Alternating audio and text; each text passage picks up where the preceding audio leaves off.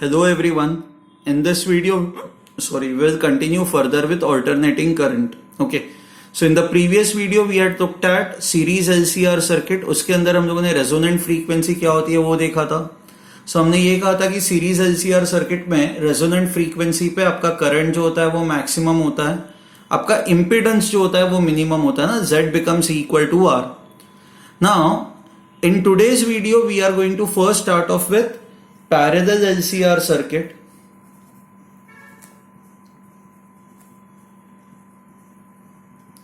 Okay and ये जो parallel LCR circuit है, इस पैरेलल LCR सर्किट के अंदर we will see resonant frequency पे एग्जैक्टली होता क्या है. नाउ पैरेलल LCR सर्किट की अगर जो बात करें तो इट इज दिस, ये capacitor and then you have a resistor. This is connected to an AC source. Okay, it is connected to an AC source. Okay, now in this case हम लोगों ने ये देखा था ना, how do you find out the impedance? Impedance को find out करने का तरीका यही था, 1 by Z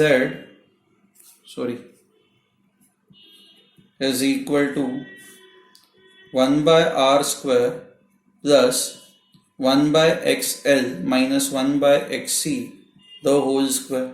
Correct? So therefore आप करंट इस सर्किट के अंदर देख सकते हो E by Z. So I can write it as equal to E into 1 by R square plus 1 upon XL minus 1 upon XC the whole square. Correct? ये आपका हो जाएगा करंट, क्योंकि 1 by Z is equal to this. Now in this case आपका जो current है, current is directly proportional to this ना. अब ये R तो कांस्टेंट है, but we know that XL जो होता है that is equal to omega into L. XC जो होता है that is equal to 1 by omega into C. So omega जैसे जैसे वेरी करेगा, XL एंड XC वेरी करेंगे, तो आपका ये जो टर्म है वो वेरी करता आ जाएगा. आपका करंट जो है वो इस केस में करंट की maximum value would be maximum value of this and this. ये तो कांस्टेंट है, बट करंट की मिनिमम वैल्यू कब होगी? करंट की मिनिमम वैल्यू तब होगी जब इसकी वैल्यू मिनिमम होगी ना. एंड इसकी मिनिमम, क्योंकि ये टर्म आपका वेरिएबल है, ये तो कांस्टेंट है, तो इसकी मिनिमम वैल्यू जो होती है, इसकी मिनिमम वैल्यू किसी भी स्क्वायर टर्म की मिनिमम वैल्यू होती है 0. So I can say the current is minimum when 1 by XL minus 1 by XC is equal to 0. So I can say therefore XL is equal to XC.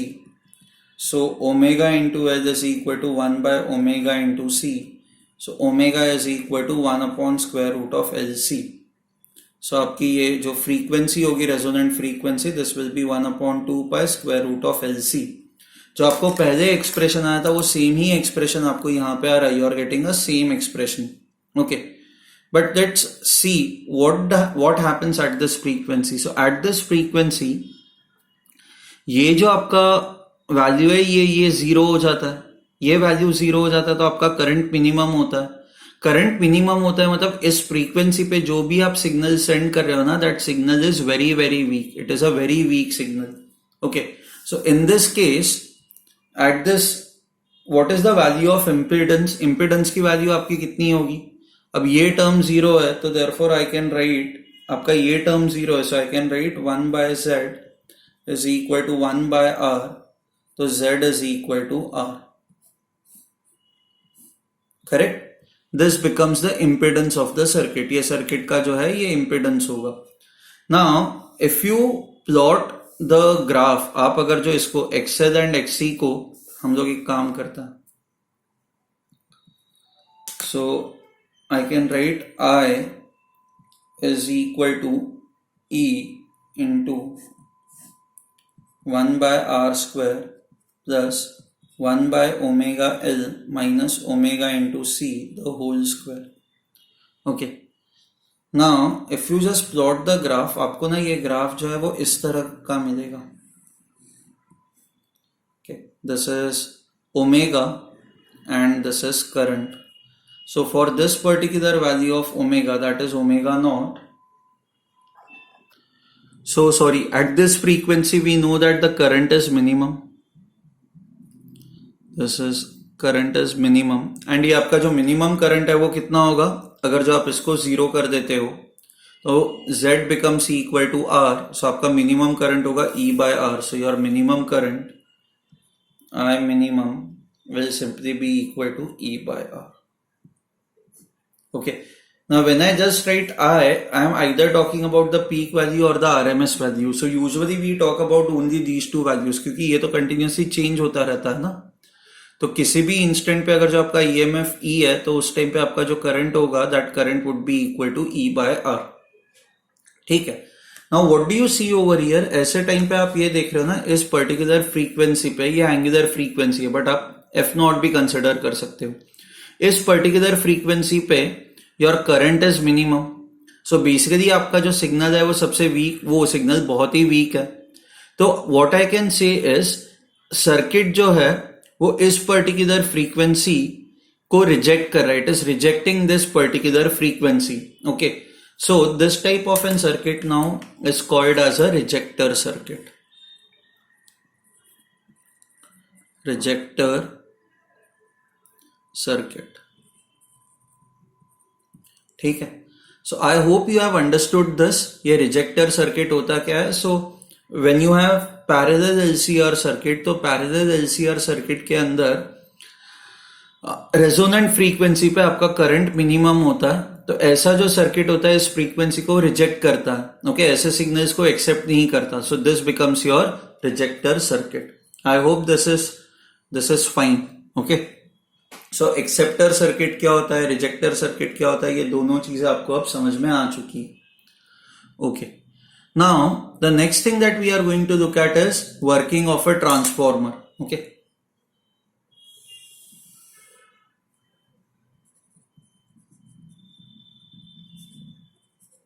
Of transformer. Now, what do you mean by a transformer? So, transformer is a simple device. वो कुछ ऐसा होता है. So, you have a magnetic core.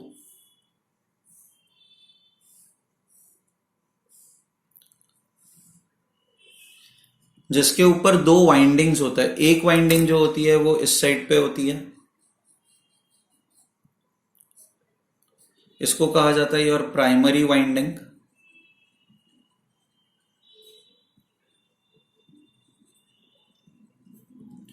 And दूसरे side पे what you have is a secondary winding.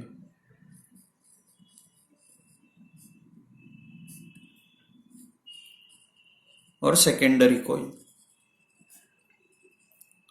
ठीक है.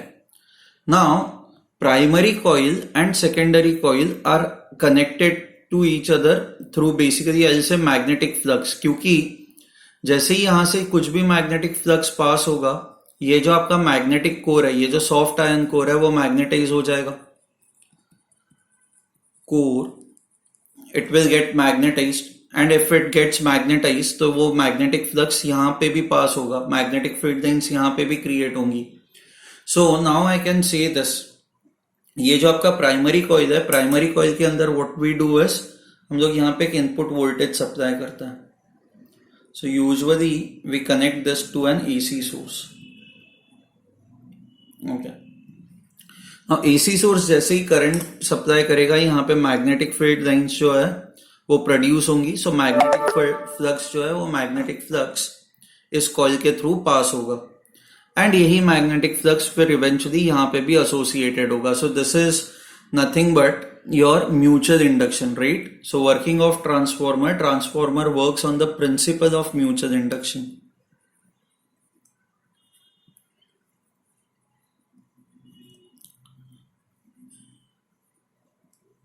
Okay. So जैसे ही आप यहाँ पे, क्योंकि ये फ्लक्स लाइंस यहाँ पे जो भी electric flux produce, magnetic flux produce हो रहा है, दो flux lines are also now associated with this coil. Okay. क्योंकि बीच में ही आपका मैग्नेटिक मटेरियल है, ये सॉफ्ट आयन कोर खुद मैग्नेटाइज हो जाएगा. खुद मैग्नेटाइज हो जाएगा तो यहाँ पे भी मैग्नेटिक फील्ड प्रोड्यूस होगी. अब जैसे ही आप इस रीजन के अंदर मैग्नेटिक फील्ड चेंज करोगे तो क्या होगा? मैग्नेटिक फील्ड चेंज होने की वजह से ये वो जो चेंज है वो यहाँ पे भी परकोलेट होगा, यहाँ पे भी पास होगा. So if I change the magnetic flux passing through one coil, what will happen is magnetic flux will also change in the second coil. यहाँ पे magnetic flux change होगा तो क्या होगा कि यहाँ पे EMF induce होगा. So if you connect a voltmeter over here, okay, तो ये voltmeter जो है वो यहाँ पे EMF measure करेगा. So I'll say that when the flux through primary coil changes,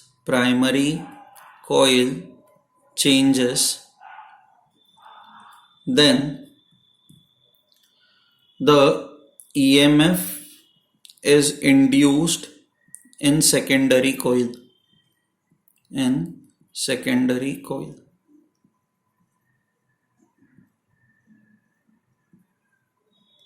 So I hope this is clear to you. Okay. This is how transformer works. Okay. Now कुछ mathematical equations लिखना start करता है यहाँ पे. So एक minute. Okay. Let the flux associated with the single turn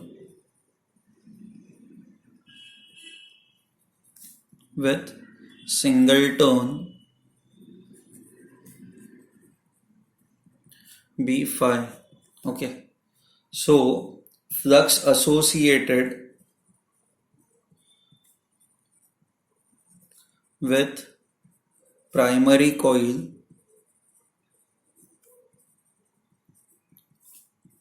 is equal to number of turns in primary coil into phi. Okay. हाँ, हमें ये पता है कि ये जो सॉफ्ट आयन होता है इसकी ससेप्टिबिलिटी बहुत ही ज्यादा होती है कि तो इसके वजह से क्या होता है कि सारी की सारी जो मैग्नेटिक फील्ड लाइंस प्रोड्यूस हो रही है they get associated with this coil also. तो यहाँ पे एक अगर जो टर्न के साथ जितना मैग्नेटिक फ्लक्स एसोसिएटेड है लिंक्ड है उतना ही मैग्नेटिक फ्लक्स यहाँ पे भी किसी भी एक टर्न के साथ लिंक्ड होगा.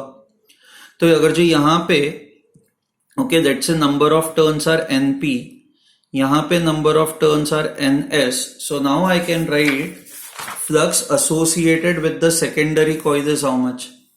So therefore flux associated with secondary coil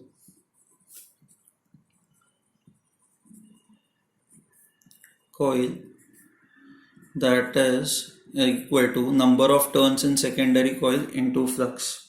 Okay. Now EMF in primary coil is equal to d phi p by dt, which is equal to number of turns in primary into d by dt of flux. मैंने flux in primary की जगह पे I have put this. उसी तरह से similarly EMF induced in secondary is equal to d phi s by dt. This is equal to ns into d phi by dt. So this is 1, this is 2. Okay. So I can therefore write this as EP by ES is equal to NP by NS. This is 3. Now this is called as equation of transformer.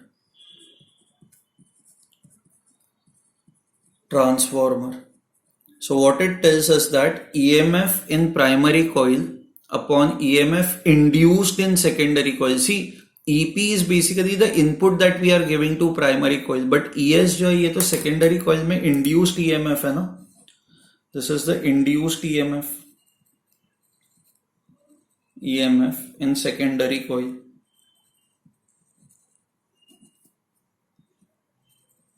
So this is equal to number of turns in primary divided by number of turns in secondary. Okay. Now there are two cases ना. Case 1 ये होगा कि NP is greater than NS. So therefore if this is less, this is more, this will be less, this will be more. So ES will be less than EP. तो यहाँ पे क्या हो रहा है कि यहाँ पे प्राइमरी में जो EMF है सेकेंडरी में जो ईएमएफ इंड्यूस हो रहा है वो कम हो रहा है, तो ऐसे ट्रांसफॉर्मर को कहा जाता है it becomes your step down transformer.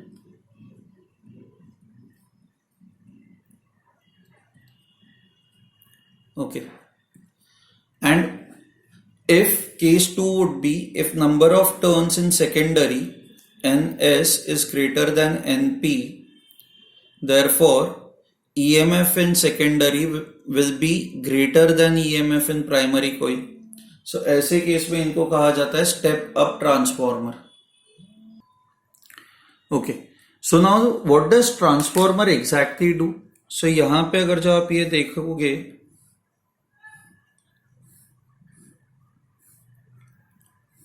Okay, so transformer का ये आपका प्राइमरी कॉइल है एंड ये इसका सेकेंडरी कॉइल है. सो ट्रांसफॉर्मर क्या करता है कि बिकॉज ये सेकेंडरी कॉइल में ईएमएफ इंड्यूस करता है, तो बेसिकली वो यहां से यहां पे पावर ट्रांसफर कर रहा है ना. So power is transferred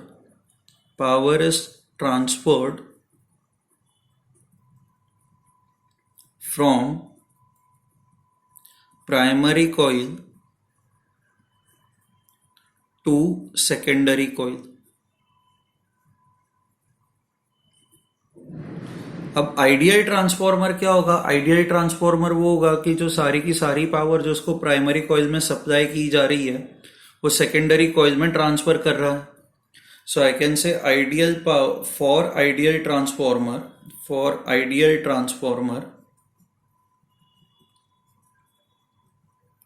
okay, power in primary coil is equal to power in secondary coil.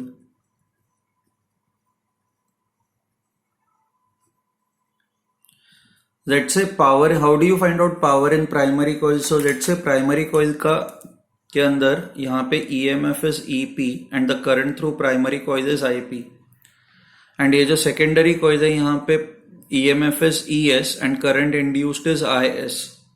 So power in primary can be written as EP into IP, and power in secondary is equal to ES into IS. So therefore I can write EP upon ES is equal to IS upon IP. Okay, so now I can say this कि अगर जो यहाँ पे EMF बहुत ज्यादा induce होगा, अगर जो सेकेंडरी में ईएमएफ इंड्यूस्ड इज मोर, तो आपका करंट जो है वो अपने आप से कम हो जाएगा. Okay, so then the question is कि सर बट इस तरह से पावर क्यों ट्रांसफर करनी है, सीधा कनेक्ट ही कर दो.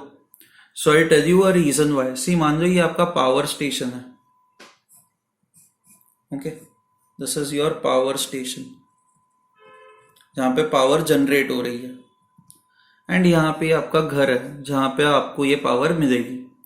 नाउ पहले एडिसन ने जब ये डीसी पावर इन्वेंट की थी तो इन्होंने यही सोचा था, पावर स्टेशन से सीधी लाइन डाल देंगे, एक वायर डाल देंगे जो घर तक आपकी इलेक्ट्रिसिटी पहुंचाएगी. इस प्रोसेस में दिक्कत ये थी कि वायर का अपना एक रेजिस्टेंस होता है.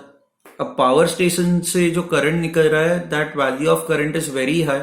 अब उतना हाई करंट जब आप वायर से पास कराओगे तो बहुत ज्यादा हीट प्रोड्यूस होगी, एंड बहुत ज्यादा हीट प्रोड्यूस होगी तो उस केस में क्या होगा कि इधर वायर जल जाएगी, एंड दूसरा आपकी काफी सारी इलेक्ट्रिसिटी तो वेस्ट हो गई ना. आप यहाँ से मान लो 100 जूल्स प्रोड्यूस कर रहे हो, यहाँ पे इफेक्टिवली 10-20 जूल्स ही पहुंचेगी. बीच वाली जो एनर्जी है वो बेसिकली हीट के फॉर्म में डिसिपेट हो जाएगी. तो दैट इज वाई एडिसन का जो कंसेप्ट था कि he would be able to light the towns, वो उतना सक्सेसफुल नहीं हुआ. ओके, फिर ये एसी पावर आई, एसी करंट. निकोलस टेस्ला ने ये he was the scientist to pioneer this, and उन्होंने ये एसी करंट के बारे में काफी ज्यादा रिसर्च किया. ओके, अब क्या हुआ कि फिर ये ट्रांसफॉर्मर आया. Now what does transformer do? Now हमें ये पता है कि पावर स्टेशन में बहुत ज्यादा करंट प्रोड्यूस हो रहा है. सो ट्रांसफॉर्मर हम लोग क्या करते हैं कि यहाँ पे हम लोग जो ट्रांसफॉर्मर लगाते हैं वो इस तरह का ट्रांसफॉर्मर होता है कि it is a step up transformer. So power station से पावर आप इस ट्रांसफॉर्मर को देते हो. Okay, now this is a step up transformer. Step up transformer के वजह से क्या होगा कि ईएमएफ इन सेकेंडरी एंड ये EMF in primary, so EMF in secondary would increase. Okay, ये स्टेप अप है. ना जैसे ये EMF in secondary would increase, current in secondary would decrease. ना आप यहां से आपके घर तक ये करंट सप्लाई कर रहे हो ना, तो अपने आप से अगर जो आपका इन वायर्स के थ्रू करंट रिड्यूस हो जाएगा तो हीट प्रोड्यूस भी कम होगी, और हीट प्रोड्यूस कम होगी तो एनर्जी वेस्ट भी कम होगी. Correct. So as the EMF in the secondary coil increases, current in the secondary coil decreases. Okay, फिर आप यहां पे पहुंचते हो. अब ये इतना कम करंट आप लोकेलिटी में यूज नहीं कर सकते, तो you have one more transformer. See हमारे घर के यहाँ पे हमेशा एक ट्रांसफॉर्मर होता ही है ना. ये ट्रांसफॉर्मर क्या करता है, ये ट्रांसफॉर्मर अब घर पे जो आपको यूज करते हो, जो अप्लायंसेस चलते हैं वो करंट पे चलता है, तो you need high amount of current. So you need high amount of current, मतलब ये वापस इसका प्राइमरी है, ये इसका सेकेंडरी कॉइल है. आपको करंट को इंक्रीज करना है. करंट को इंक्रीज करने के लिए ईएमएफ को डिक्रीज करना पड़ेगा. सो ES and this is EP. So your ES is less than EP. आपका सेकेंडरी में ईएमएफ रिड्यूस होगा तो अपने आप से जो करंट है that would increase. Okay, EMF decrease हो रहा है, तो ईएमएफ डिक्रीज हो रहा है तो this will become your step down transformer. So हमारे घर के यहाँ पे जो ट्रांसफॉर्मर्स होता है those are our step down transformers. Okay, and फिर this will give you high amount of current and that can be used at our homes. So this is how. So you can see that बहुत ज्यादा heat भी नहीं produce होती, क्योंकि step up transformer क्या करता है कि करंट कम कर देता है. अच्छा, एंड वापस स्टेप डाउन ट्रांसफॉर्मर क्या करता है, करंट इंक्रीज करता है ताकि उस करंट को हम लोग यूज कर पाए. सो this is how the transformer works. Okay, now ये आइडियल ट्रांसफॉर्मर ऐसा है, बट यूजुअली आपका जो ट्रांसफॉर्मर होता है वो आइडियल होता है, ऐसा जरूरी नहीं है ना. Your transformers are most of the times non ideal. मतलब आप प्राइमरी कॉइल में जितनी भी पावर सप्लाई कर रहे हो सारी की सारी यहाँ पे ट्रांसफर नहीं हो पाती, क्योंकि there are power losses. So let's try to understand what are those power losses. Okay, so the losses in transformer are of two types. First one are your copper losses. Now copper losses क्या होता है, copper losses ये होता है कि अगर जो ये आपका ट्रांसफॉर्मर है, ओके, ये जो अपना एक कॉइल होता है, ये this coil is made up from some material ना, एंड इस कॉइल का अपना कुछ तो रेजिस्टेंस होगा. सो लेट्स से ये प्राइमरी कॉइल का रेजिस्टेंस इज Rp एंड ये सेकेंडरी कॉइल का resistance is Rs. Primary coil से जो करंट पास हो रहा है that is Ip, secondary coil से जो करंट पास हो रहा है दैट इज Is. अब हमें ये पता है कि किसी भी रेजिस्टेंस से जब करंट पास होता है तो यहाँ पे हीट प्रोड्यूस होती है. तो ये जो कॉपर लॉसेस होते हैं, these copper losses they are nothing but heat produced in these coils due to their resistances. So therefore power consumed by the resistance of the coils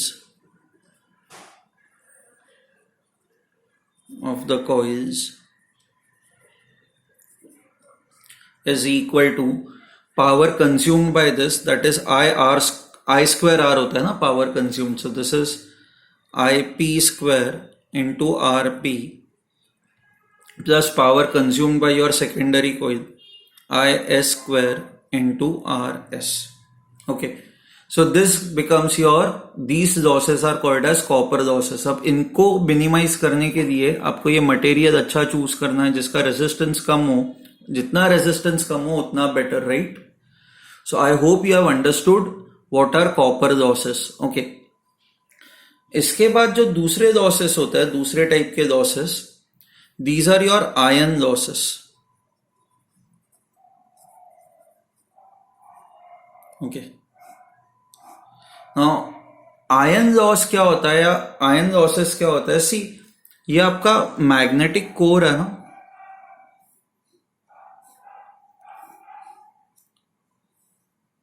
okay. Now usually what happens is, okay, let's say you have a material. Okay, imagine करो ये एक material है okay, आप यहाँ पे magnet है, आपने इस मटेरियल के ऐसे ऊपर पकड़ा हुआ है, ठीक है, एंड आप इस मैग्नेट को आप ऊपर नीचे कर रहे हो। अब जैसे ही इसको ऊपर नीचे करोगे, यहाँ से जो मैग्नेटिक फ्लक्स लाइंस यहाँ से जो पास होंगी वो कंटिन्यूसली चेंज होती जाएंगी। अब मैग्नेटिक फ्लक्स लाइंस अगर जो चेंज होती जाएंगी तो क्या होगा कि हर एक मटेरियल का अपना एक इनर्शिया होता है, और वो इनर्शिया क्या करने की कोशिश करता है, वो चेंज को अपोज करने की कोशिश करता है। तो वो जब चेंज को अपोज करने की कोशिश करता है तो अपोज किस तरह से करता है पता है? सो इस मेटल के अंदर जो ये फ्री इलेक्ट्रॉन्स होता है, these free electrons start moving in a circle, swirling in a circle. जैसे पानी में एडीज होती है ना, पानी ऐसे भौरी जिसको हम लोग कहते हैं, पानी गोल गोल घूमता है, उसी तरह से these electrons they start moving in the circle, and वो इस तरह की मैग्नेटिक फील्ड क्रिएट करता है ताकि इस चेंज को अपोज करे ना। इसके वजह से इतने ज्यादा ये इलेक्ट्रॉन्स घूमने की वजह से इतना ज्यादा करंट प्रोड्यूस होता है, इसको हम लोग कहते हैं eddy current, eddy current. And आप इमेजिन करो कि इतना ज्यादा करंट पास हो रहा है तो उसकी वजह से बहुत ज्यादा हीट प्रोड्यूस होगी ना, क्योंकि हर एक मटेरियल का अपना एक रेजिस्टेंस होता है। So large amount of heat is produced in this case. Okay, so eddy current leads to heat produced. Okay, so same thing happens over here कि जब यहाँ पे ये प्राइमरी कॉइल जो है, आप इस प्राइमरी कॉइल से फ्लक्स जो पास हो रहा है आप उस फ्लक्स को चेंज कर रहे हो, when the flux through the primary coil changes, तो ये जो आपका आयन कोर है ना, ये आयन कोर के अंदर इस तरह के एडी करंट्स प्रोड्यूस होता है। So eddy currents are produced in this iron core,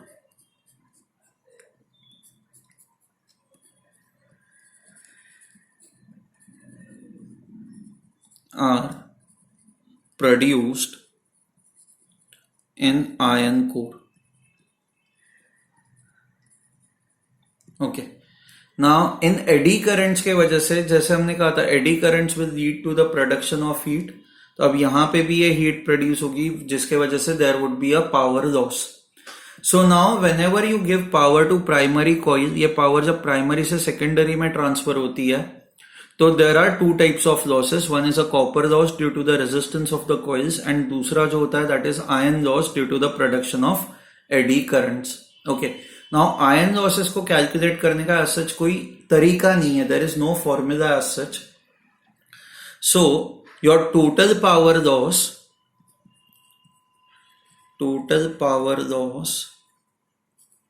let's call this as delta P. This is equal to power loss due to copper losses plus power loss due to iron losses. Okay, now whenever there is a power loss, तो आपका जो equation होगा वो क्या बनेगा? EP into IP, this is your input power, this is equal to power loss, that is delta P, plus your output power ES into IS.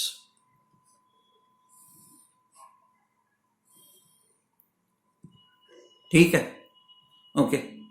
If the efficiency, आप इसको simple terms में ऐसे लिख सकते हैं, यूजुअली एफिशिएंसी दी जाती है, so if the efficiency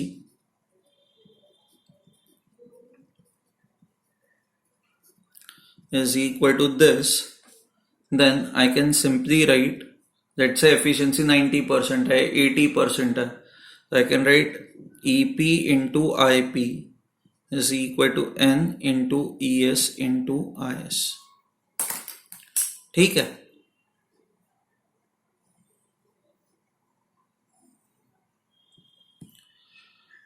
so I hope you have understood what are copper losses, what are iron losses, what are eddy currents. So eddy currents का काम होता है वो हमेशा इसको चेंज को अपोज करता है. Okay, let me give you a simple example. So let's say for example ये एक ऐसी डिस्क है, मेटल डिस्क है. Okay, now इस मेटल डिस्क के अंदर let's say you have a magnet which is kept this way. This is north, this is south. Okay, तो यहां से मैग्नेटिक फील्ड लाइंस ऐसी पास हो रही है. अब मान लो कि यहां से ये मैग्नेट को आप यहां पे शिफ्ट करो, आप मैग्नेट को यहां पे शिफ्ट करो तो यहां से जो नीचे जाने वाली मैग्नेटिक फील्ड लाइंस है वो कम हो जाएंगी. तो एडी करंट इस तरह से प्रोड्यूस होगा कि ये मैग्नेटिक फील्ड लाइंस वापस यहाँ पे व्हाट डू यू से इंटैक्ट रहे ना। तो एडी करंट कैसे प्रोड्यूस होगा, आपको मैग्नेटिक फील्ड नीचे की तरफ चाहिए, तो आपका जो करंट है वो ऐसे क्लॉकवाइज डायरेक्शन में होना चाहिए। अब करंट क्लॉकवाइज में तब होगा जब इलेक्ट्रॉन्स उल्टे डायरेक्शन में घूमेंगे, तो आपके इलेक्ट्रॉन्स जो है वो इस तरह से ऐसे घूमेंगे, right. So basically eddy currents will be produced in this metal disc, okay. And ये जो होंगे, ये जो एडी करंट्स होंगे, these eddy currents will stop magnet from going away, they will try to pull magnet towards themselves. See original case ये था ना, magnet यहां पे था, मैग्नेट दूर जा रहा है, तो ये जो ईएमआई का कंसेप्ट होता है वो यही होता है कि वो चेंज को अपोज करता है, तो मैग्नेट को अपनी तरफ खींचता है। अब ये मैग्नेट को अपनी तरफ खींचेगा तो according to Newton's third law, magnet इस डिस्क को it will pull towards itself, and because ये डिस्क को अपनी तरफ पुल करेगा तो what will happen is this disc will rotate this way, ये केस में डिस्क रोटेट करेगी, ठीक है। I hope you have understood this.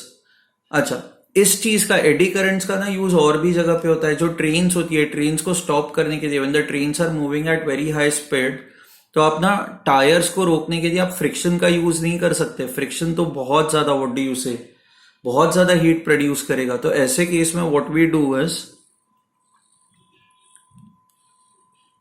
Okay, आप ना यहां से मैग्नेट जो है ऐसे धीरे धीरे धीरे धीरे धीरे यहां पे अगर जो आप इसके पास में लेके आओगे, तो what will happen is it will basically, ये जो टायर्स की स्पीड होती है, सेंड यू फ्यू वीडियोस ताकि आपको समझ में आ जाएगा कि ये कैसे वर्क करता है।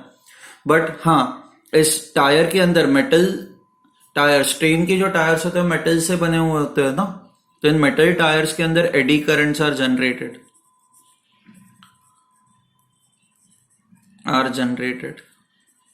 जिसके वजह से ये टायर्स जो है वो रुक जाता है। फिर there is also something called as induction furnace. Induction furnace इसी कंसेप्ट पे बेस्ड होता है कि आपको मान लो कि किसी मेटल को मेल्ट करना है, तो मेल्ट करने के लिए मान लो ये आपका मेटल ब्लॉक है, तो आप क्या करोगे, कंटिन्यूसली यहां से मैग्नेटिक फील्ड को वेरी करते जाओ, इसके थ्रू जो इससे जो मैग्नेटिक फील्ड पास हो रही है उसको वेरी करते जाओ, तो इसके अंदर ये इस तरह से एडी करंट्स प्रोड्यूस होंगे। एंड जब बहुत ज्यादा करंट्स प्रोड्यूस होंगे ना, तो इसमें बहुत ज्यादा हीट प्रोड्यूस होगी, जिसके वजह से ये मेल्ट हो जाएगा, ठीक है। इन एडी करंट्स को रोकने के लिए यूजुअली हम लोग क्या करते हैं, यूजुअली ना आप छोटे छोटे ऐसे होल्स क्रिएट करते हो, क्योंकि जितना बड़ा होल क्रिएट करोगे इलेक्ट्रॉन को उतना बड़ा सर्कल घूमना पड़ेगा, एंड आपके जो एडी करंट्स है वो कम हो जाएंगे, ठीक है।